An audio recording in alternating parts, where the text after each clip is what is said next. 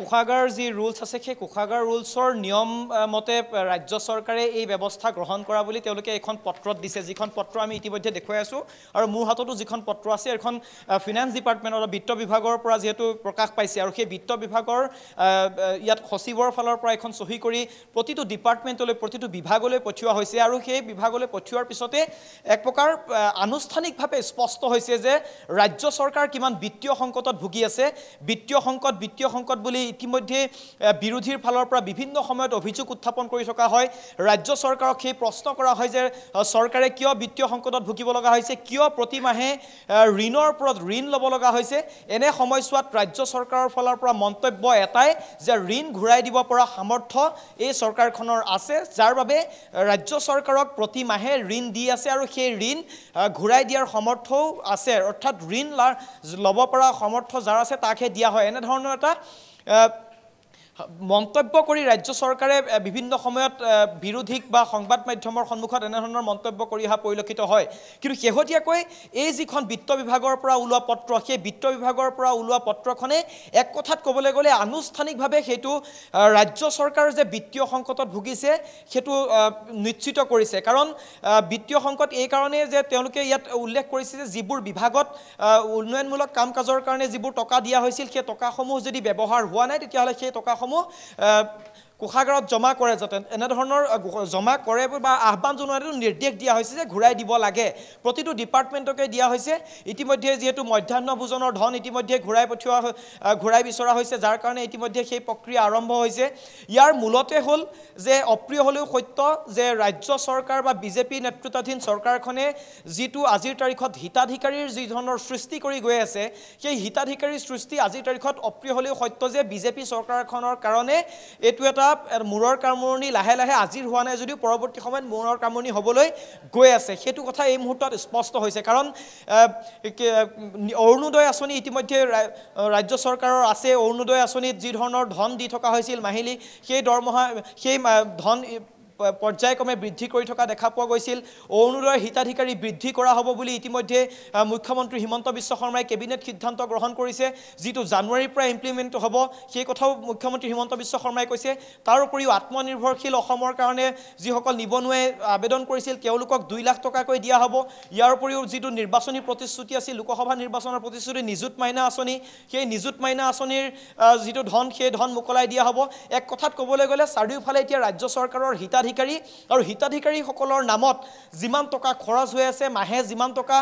দিব লাগে সেই তথ্যও ৰাজ্য চৰকাৰে দিছে। কিন্তু সেই টকা অহাৰ যিটো এটা চ'ৰ্চ, ৰাজ্য চৰকাৰৰ যিটো এটা তেওঁলোকৰ ৰাজহ সংগ্ৰহৰ যিটো এটা প্ৰক্ৰিয়া, সেই ৰাজহ সংগ্ৰহৰ প্ৰক্ৰিয়াৰে এই হিতাধিকাৰীসকল পুহি ৰাখিব পৰা নাই যে সেইটো স্পষ্ট হৈছে। এনে পৰিপ্ৰেক্ষিতত এতিয়া ৰাজ্য চৰকাৰে ইটোৰ পিছত সিটো ঋণ ল'ব লগা হৈছে। এতিয়া ঋণেও ৰাজ্য চৰকাৰক উদ্ধাৰ কৰিব পৰা নাই, যাৰ কাৰণে এতিয়া বিভাগসমূহত যিবোৰ টকা জমা হৈ আছে, যিবোৰ টকাৰ ব্যৱহাৰ হোৱা নাই, সেই টকাবোৰ ঘূৰাই পঠাইছে। এটা কথা স্পষ্ট যে চৰকাৰে ঋণ ল'ব, 7,500 কোটি টকা ইতিমধ্যে ঋণ লোৱাৰ কথা ওলাই আছে। ঋণ লৈ সেই যিসকল হিতাধিকাৰী যিহেতু নিযুত মাইনা আঁচনিৰ কাৰণে টকা দিব লাগিব, সেই টকা তেওঁলোকে হয়তো ঋণৰ টকা যিবোৰ টকা ঘূৰি আহিব, সেই ঘূৰি অহা টকাবোৰ তেওঁলোকে এনেধৰণৰ হিতাধিকাৰীসকলৰ ক্ষেত্ৰত বিতৰণ কৰিব আৰু হিতাধিকাৰীৰ ক্ষেত্ৰত বিতৰণ কৰাৰ কাৰণে যিবোৰ টকা বিভাগৰ পৰা আনিব, ঋণ লৈ পেলাই যিবোৰ টকা লাভ কৰিব, সেই ঋণৰ টকাসমূহ পুনৰ বিভাগক ঘূৰাই হয়তো পৰৱৰ্তী সময়ত দিব পাৰে। কিন্তু এক কথাত ক'বলৈ গ'লে আজিৰ তাৰিখত অপ্ৰিয় হ'লেও সত্য, ৰাজ্য চৰকাৰ জোৰা টপলিৰে চলি আছে আৰু সেই জোৰা টপলি মাৰিবৰ কাৰণে ইটোৰ পিছত সিটো ঋণ লৈ তেওঁলোকে চৰকাৰ চলাই থকা পৰিলক্ষিত হৈছিল। কিন্তু শেহতীয়াকৈ ঋণেও তেওঁলোকক উদ্ধাৰ কৰিব পৰা নাই, যাৰ কাৰণে এতিয়া বিভাগসমূহত যিবোৰ টকা জমা হৈ আছে সেই টকা ঘূৰাই বিচাৰি নিৰ্দেশ দিয়া হৈছে। বিত্ত বিভাগৰ পৰা পত্ৰ প্ৰেৰণ কৰা হৈছে। ইতিমধ্যে এটা কথা জগদীশ উল্লেখ কৰিব লাগিব যে যিটো ৰাজ্যৰ যিবোৰ উন্নয়নমূলক কাম কাজৰ কাৰণে যিবোৰ ঠিকাদাৰ আছে, বিশেষকৈ PWDৰ যিসকল ঠিকাদাৰ আছে, সেই ঠিকাদাৰসকলক টকা আজিৰ তাৰিখত আদায় দিব পৰা নাই। আদায় দিব নপৰাৰ কাৰণে যিটো ন্যায়ালয়ৰ মজিয়ালৈ গৈছিল আৰু ন্যায়ালয়ে সেই প্ৰশ্ন ৰাজ্য চৰকাৰক কৰিছে যে ইটোৰ পিছত সিটো হিতাধিকাৰী আঁচনি যি ধৰণে মুকলি কৰি থকা হৈছে, হিতাধিকাৰীসকলক যি ধৰণে মাহে মাহে টকা দি থকা হৈছে, এনে ক্ষেত্ৰত ৰাজ্য চৰকাৰৰ হাতত যদি হিতাধিকাৰীক টকা দিবলৈ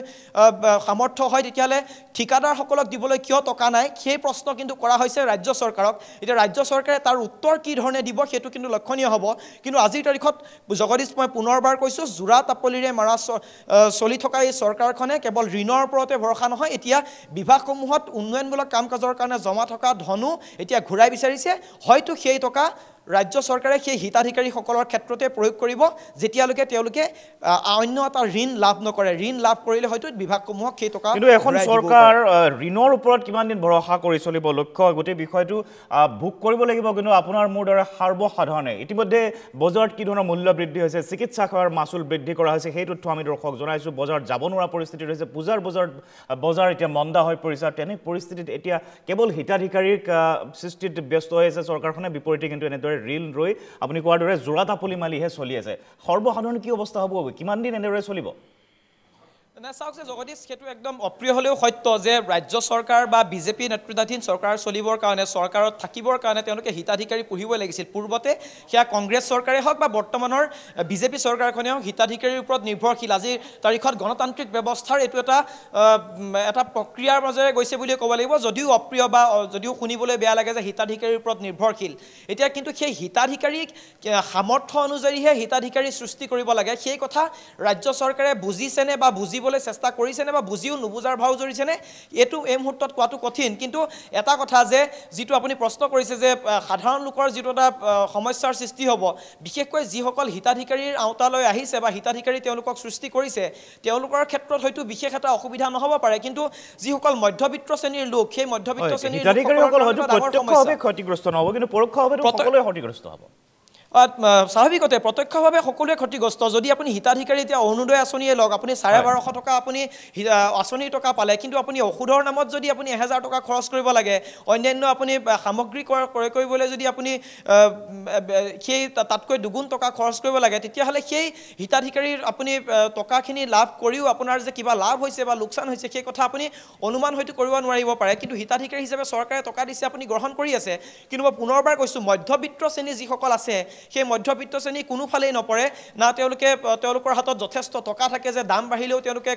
পৰিয়াল চলাই থাকিব তেওঁলোকে নিজে চলি থাকিব বা তেওঁলোকৰ চৰকাৰৰ আঁচনিৰ আওতালৈকো নাহে কাৰণ তেওঁলোকৰ মধ্যবিত্ত শ্ৰেণী বুলি কোৱা হয় এনে ক্ষেত্ৰত এতিয়া প্ৰত্যক্ষভাৱে পৰোক্ষভাৱে হওক মধ্যবিত্ত শ্ৰেণী চাৰিওফালৰ পৰা তেওঁলোকে বিপদত পৰিছে তাৰ সমান্তৰালকৈ প্ৰত্যক্ষভাৱে নহ'লেও পৰোক্ষভাৱে যিসকল এই নিম্ন